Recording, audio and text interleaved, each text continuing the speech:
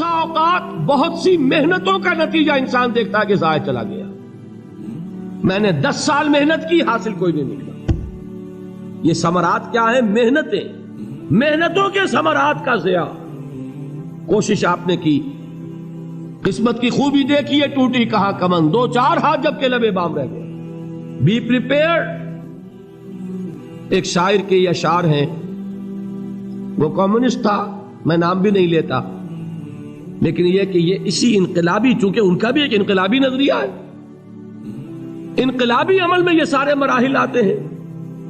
کوئی set back آیا، فرض کیجئے کوئی ناکامی ہو گئی، تو اپنے ساتھیوں کو دل بندھانے کے لیے یہ فصل امیدوں کی ہمدم اس بار بھی غارت جائے گی، سب محنت صبحوں شاموں کی اب کے بھی اکارت جائے گی.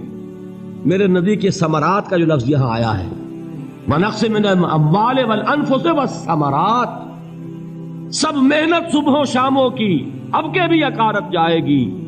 دھرتی کے کونوں کھدروں میں پھر اپنے لہو کی کھاد بھرو، پھر مٹی سینچو اشکوں سے، پھر اگلی رت کی فکر کرو، پھر اگلی رت کی فکر کرو، جب پھر ایک بار اجڑنا ہے. ایک فصل پکی تو بھر پایا، تب تک تو یہی کچھ کرنا ہے.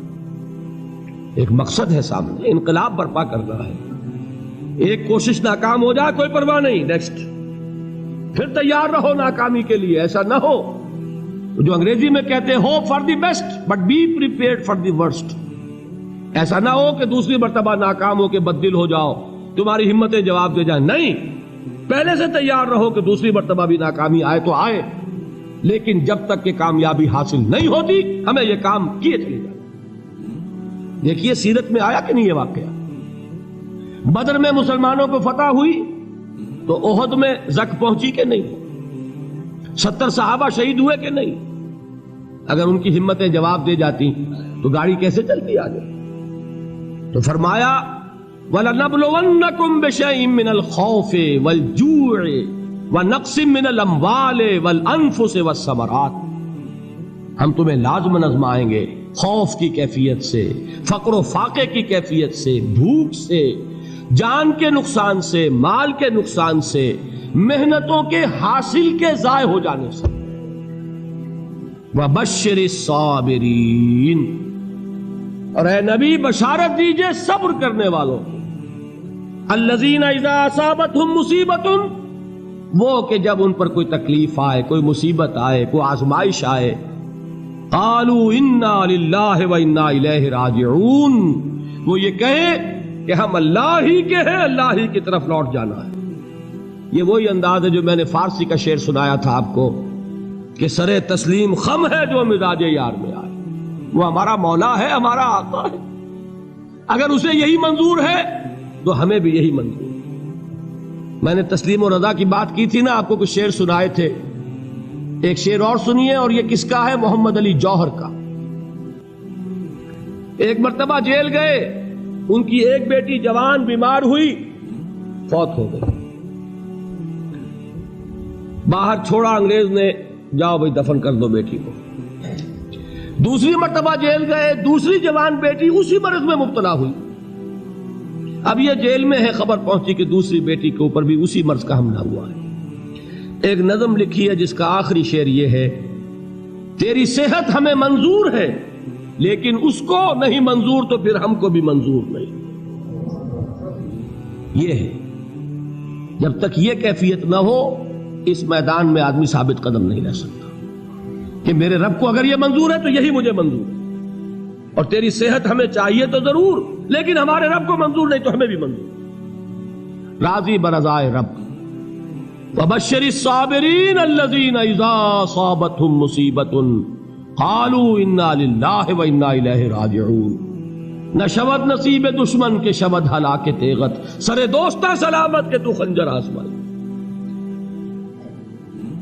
اولئک علیہم صلوات من ربہم ورحمہ، یہی ہے وہ لوگ جن پر ان کے رب کی طرف سے عنایتیں ہیں اور رحمتیں ہیں. وَأُولَئِكَ هُمُ الْمُهْتَدُونَ، اور یہی ہے وہ لوگ جو کامیاب ہونے والے ہیں، ہدایت پانے والے، ہدایت یافتہ. اسی سورہ بقرہ میں ذرا آگے چل کر، یہ تو ہے 20واں رکوع، 19واں رکوع. 21ویں رکوع کی پہلی آیت ہے لیس البر ان تولوا وجوہکم قبل المشرق والمغرب ولكن البر من آمن بالله واليوم الآخر والملائكة والكتاب والنبيين وآتى المال على حبه ذوي القربى واليتامى والمساكين وابن السبيل والسائلين وفي الرقاب وأقام الصلاة وآتى الزكاة والموفون بعهدهم إذا عاهدوا والصابرين في البأساء والضراء وحين البأس. اب یہ آیت جو ہے سورۃ العصر میں جو مضامین آئے تھے سارے اس میں موجود ہیں.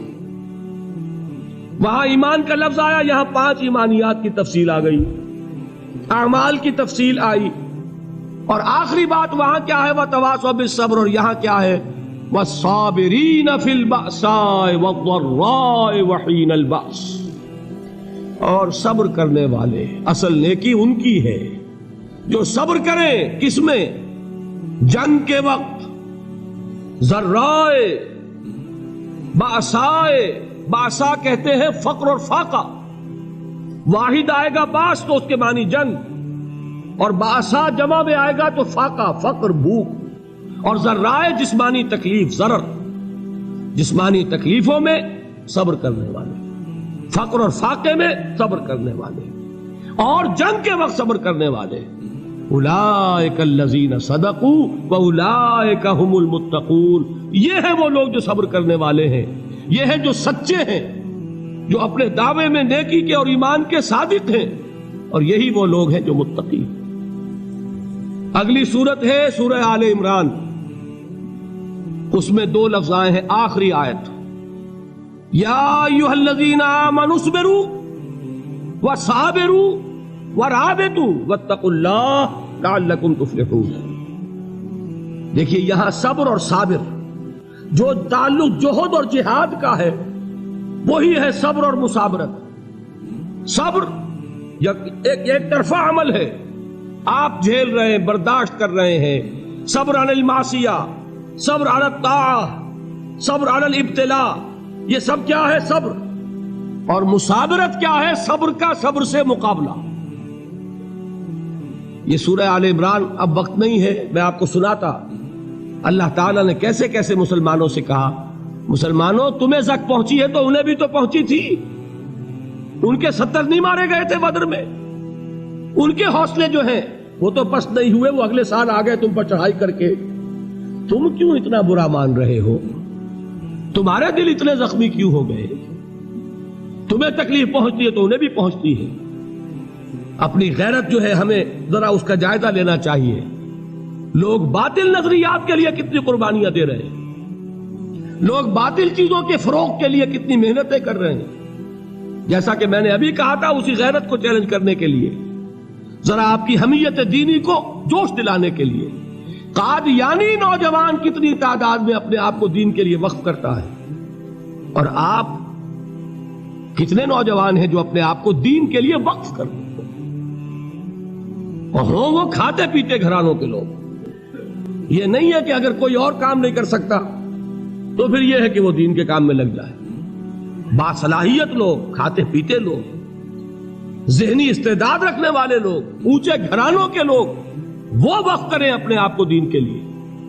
اس کے بغیر کیسے باہر آ جائے گی، کیسے رونق آ جائے گی؟ تو دنیا میں باطل نظریات والے جو ہیں، یہ بات کہی گئی ہے، مسلمانوں تم اگر توحید کے لیے لڑ رہے ہو، دیکھتے نہیں ابو جہل کو، اس نے گردن کٹوائی ہے شرک کے لیے، شرک کے لیے گردن کٹوائے، اور تم توحید کے لیے گردن کٹوانے کو تیار نہ ہو. اس نے گردن کٹوائی کہ نہیں کٹوائی؟ اور کس طرح کٹوائی ہے؟ کیونکہ بڑا متکبر قسم کا، فرعون قسم کا شخص تھا. جب گردن کاٹنے لگے تو کہتا ہے ذرا نیچے سے کاٹنا، تاکہ جب تم نیزے کے اوپر چڑھاؤ میرے سر کو تو اونچا نظر آئے، معلوم ہو سردار کا سر. وہ بدبخت مرتے ہوئے بھی جو اس کی کیفیت تھی نا، اس کو ذہن میں رکھیے. تو یہ اس لوگوں نے قربانیاں دی، جانیں دی.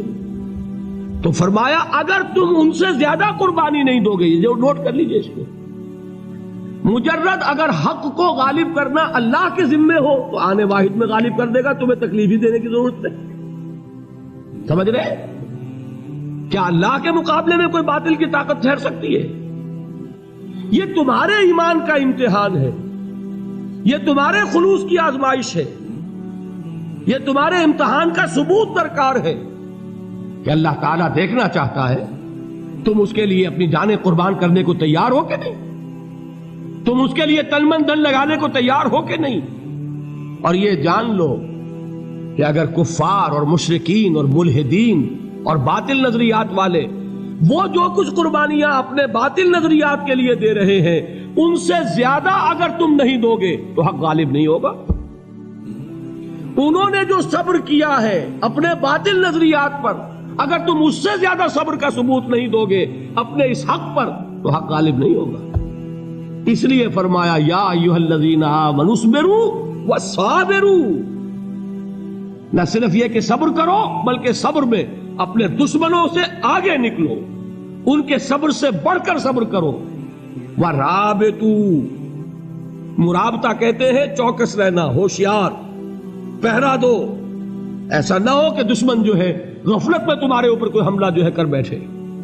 وَاتَّقُوا اللَّهَ، اور اللہ کا تقوی اختیار کرو، لعلکم تفلحون، تاکہ تم فلاح پاؤ۔